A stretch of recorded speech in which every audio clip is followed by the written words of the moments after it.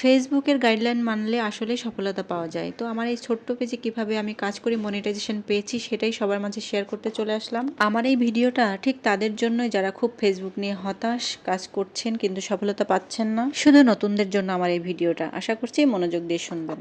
Hello everyone, আসসালামু আলাইকুম। কেমন আছেন সবাই? আশা করছি সবাই ভালো আছেন। আমিও আলহামদুলিল্লাহ অনেক ভালো আছি। চলে আসলাম ছোট্ট একটা ভিডিও নিয়ে। আশা করছি সবাই শুরু থেকে শেষ পর্যন্ত সাথে থাকবেন। তো আজকে আমি রান্না করব কচুরমুখী দিয়ে ইলিশ মাছ। তো প্রথমে আমি কচুরমুখীটা ভালো করে ধুয়ে পেঁয়াজ বেরেস্তা করে নিয়ে আমি ভালো করে কষিয়ে নিচ্ছি। দেখতে পাচ্ছেন লবণ দিলাম, হলুদ দিলাম, দিয়ে ভালো করে কষিয়ে নিতে হবে। ভালো করে কষিয়ে না নিলে কেমন আঠা আঠা থাকে। তো আঠা আঠা থাকলে আবার কেমন জানি ভালো লাগে না খেতে।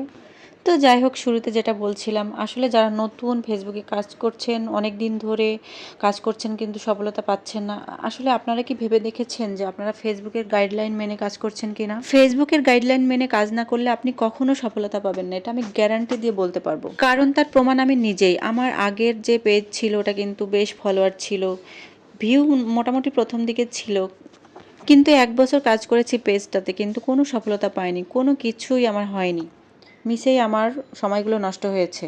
না বুঝে না শুনে কারো কাছ থেকে না জেনে আমি পেজটা ওপেন করেছিলাম। প্রথম দিকে আমি গান ব্যবহার করেছিলাম, মিউজিক ব্যবহার করেছিলাম, তারপরে এক ছবি বারবার ব্যবহার করেছিলাম, আপলোড দিয়েছিলাম, মানে কিছুই জানতাম না ফেসবুক সম্পর্কে, আমি কিছুই জানতাম না। না জেনে না শুনে আমি 1 বছর ধরে প্রায় কাজ করেছি ওই পেজে।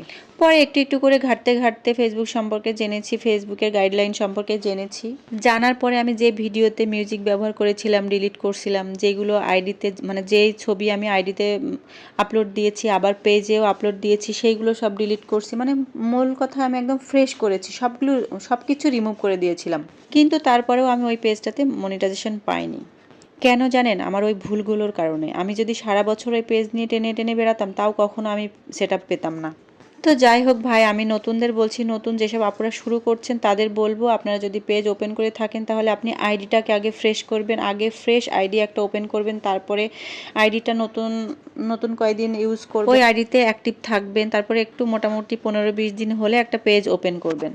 তারপরে আপনি ফ্রেশভাবে পেজটা ইউজ করবেন, ঠিক আমি যেমন করেছি। আমি কিন্তু আলহামদুলিল্লাহ আমি এই নতুন পেজ একেবারে ফ্রেশভাবে ব্যবহার করেছি। প্রথম থেকে কোনো মিউজিক দিইনি, কোনো কপি ভিডিও দিইনি, মানে নিজের কন্টেন্ট দিয়েছি। আপনারাও চেষ্টা করবেন সব থেকে নিজের কন্টেন্ট দেওয়ার। একেবারে ফ্রেশভাবে আমি ফেসবুকের গাইডলাইন মেনে কাজ করেছি। আলহামদুলিল্লাহ আমি আমার ফলোয়ার্স যখন 2500, কোনো ভিউ নাই, কোনো ফলোয়ার্স নাই, আমি সেটা পেয়ে গিয়েছি আলহামদুলিল্লাহ। তো আপনারা যারা নতুন কাজ করছেন, নতুন যেসব আপুরা আছেন, অবশ্যই ফেসবুকের গাইডলাইন মেনে কাজ করবেন, দেখবেন একদিন সফলতা পাবেন।